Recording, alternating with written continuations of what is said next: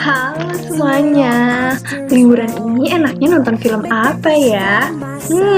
Sini-sini merapat. Minsai kasih tahu rekomendasi film untuk menghapus kesuntukan kalian. Kali ini Minsai akan ngasih tahu alur cerita film yang berjudul Legally Blonde.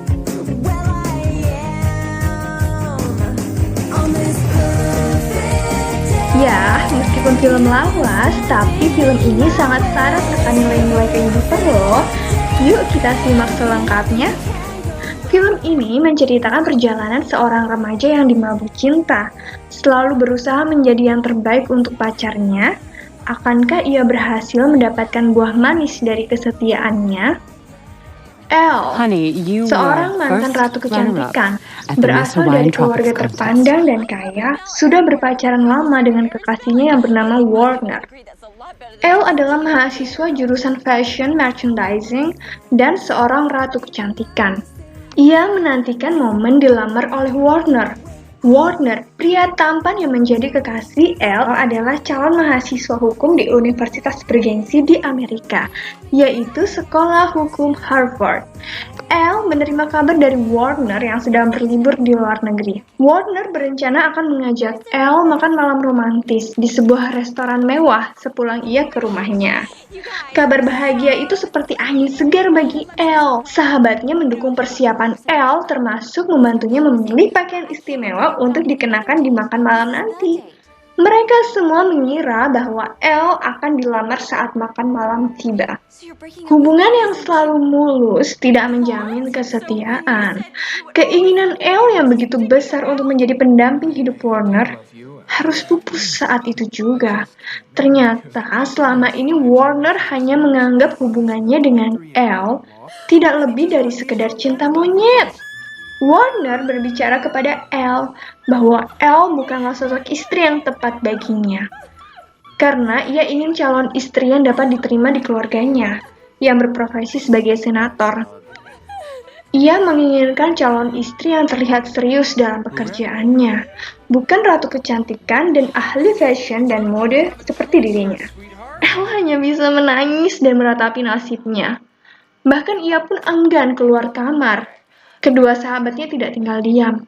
Mereka mengajak Elle pergi ke salon kecantikan. Tapi emang dasar bucin. Elle masih belum bisa move on dari Warner. Ketika Elle membuka majalah, ia melihat foto kakak Warner dan tunangannya. Keduanya berkecimpung di bidang hukum. Elle pun mendapat ilham mengenai petunjuk agar ia dapat menyelamatkan hubungannya dengan Warner. Ya, ia bertekad kuat untuk meneruskan sekolah di sekolah hukum Harvard. Segala cara ia lakukan untuk mempertahankan cintanya. Usaha Elle tidak sia-sia. Ia pun diterima menjadi mahasiswa sekolah hukum Harvard. Elle pun sangat bahagia. Ia dapat bertemu Warner lagi. Apakah sekarang tidak lagi ada alasan untuk Warner melepaskan Elle? Kedatangan Elle yang unik dan berbeda dari mahasiswa hukum kebanyakan sangat menarik perhatian semua orang. Tekad kuat saja ternyata tidak cukup. Ketika pertemuan mata kuliah pertamanya, Mrs. Stormwell tertarik padanya dan memberikan pertanyaan pada Elle. Namun sayangnya Elle tidak bisa menjawabnya. Ia dinilai tidak berusaha sekuat teman-temannya. Mrs. Stormwell pun mengusirnya dari kelas. Elle terpaksa keluar kelas. Di situ ia pun bertemu dengan lelaki tampan yang memberinya tips bersikap terhadap dosennya di sekolah hukum Harvard. Setelah berkali-kali dipermalukan di dalam kelas, Elle kembali dipermalukan saat pesta mahasiswa. Semua pembulian yang terjadi kepada Elle sangat menampar dirinya. Terlebih sejak ia diterima di sekolah hukum Harvard, Warner sama sekali belum menunjukkan apresiasinya terhadap Elle. Ia sangat suntuk dan memutuskan untuk mencari salon kecantikan. Di situ ia bertemu Miss Paulette. Ia curhat mengenai cinta segitiganya, yaitu perebutan Warner dari Vivian. Miss Paulette pun menyemangati Elle, seorang yang cantik, seksi, dan modis untuk merebut kembali Warner. Elle menjadi semakin gigih untuk membuktikan bahwa pendapat Warner yang meremehkan dirinya adalah salah besar. Hingga ia perlahan menjadi siswa berprestasi di kelasnya. Ia menemukan passion-nya di bidang hukum perlahan demi perlahan. Kini motivasinya menjadi mahasiswa sekolah hukum Harvard tidak hanya sekedar karena ingin mengejar Warner dan merebut kembali hati Warner untuk menjadikan Elle istrinya. Bahkan ia memenangkan kesempatan untuk magang di firma hukum terkenal milik dosennya yaitu Mr. Callahan. Warner yang sedari awal meremehkan kecerdasan Elle sangat terkejut mengetahui bahwa Elle juga lolos menjadi pemagang di tempat ia dan tunangannya Vivian akan magang. Elle, Warner, Vivian, dan teman-teman yang lain tergabung dalam internship di firma hukum milik Mr. Callahan. Mereka mendapatkan klien seorang pengusaha tempat kebugaran olahraga yang ternyata merupakan senior di Delta Nu dan idola Elle, yaitu Mrs. Taylor. Mrs. Taylor sedari awal memang kurang mendapat empati dan simpati dari Mr. Callahan. Elle yang semakin membara dan bersemangat bergelut di bidang hukum, berusaha maksimal untuk dapat membantu Mrs. Taylor. Terlebih, Mrs. Taylor adalah salah satu idolanya yang tak ia sangka dapat bertemu dengannya di kesempatan yang cukup intens. Mrs. Taylor dijebloskan ke penjara oleh anak tirinya karena dugaan pembunuhan suaminya. Semua kuasa hukum Mrs. Taylor berusaha untuk membebaskannya. Persidangan berlangsung alot. Hal mengesalkan pun terjadi. Mr. Callahan yang seharusnya membela sekuat tenaga Mrs. Taylor malah meragukan keterangan Mrs. Taylor. Mr. Callahan tidak yakin bahwa Mrs. Taylor bukanlah pembunuh suaminya. Mr. Callahan berpikir bahwa tidak ada alasan logis Mrs. Taylor mencintai suaminya. Di sisi lain, ternyata Mr. Callahan sudah lama menaruh hati pada Elle dan berusaha melecehkannya. Vivian yang melihat itu hanya bisa mengejek Elle. Menurutnya, Elle bisa lolos untuk magang di tempat itu hanya karena ia cantik dan seksi. Elle yang sakit bertubi-tubi memutuskan untuk merelakan perjuangannya selama ini.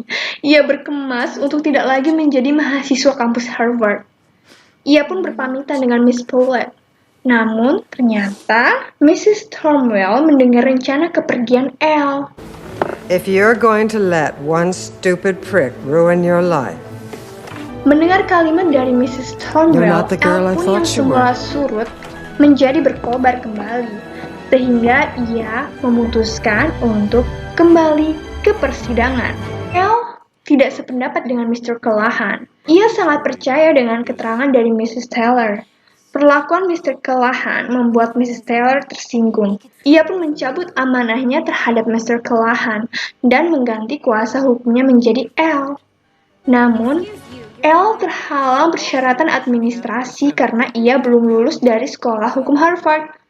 Tapi untungnya, ia dibantu oleh cowok tampan yang telah menyelamatkan Elle di kelas pertamanya. Pengetahuannya mengenai dunia fashion dan mode membuat Elle dapat mengajukan pertanyaan-pertanyaan di luar dugaan. Pertanyaan itu mungkin tidak akan terbersit jika Elle tidak pernah mendalami bidang fashion dan mode. Meskipun awalnya Elle diremehkan oleh orang-orang, tapi berkat kecerdasan Elle, ia pun dapat membuat para saksi kehilangan kesadaran untuk berbohong.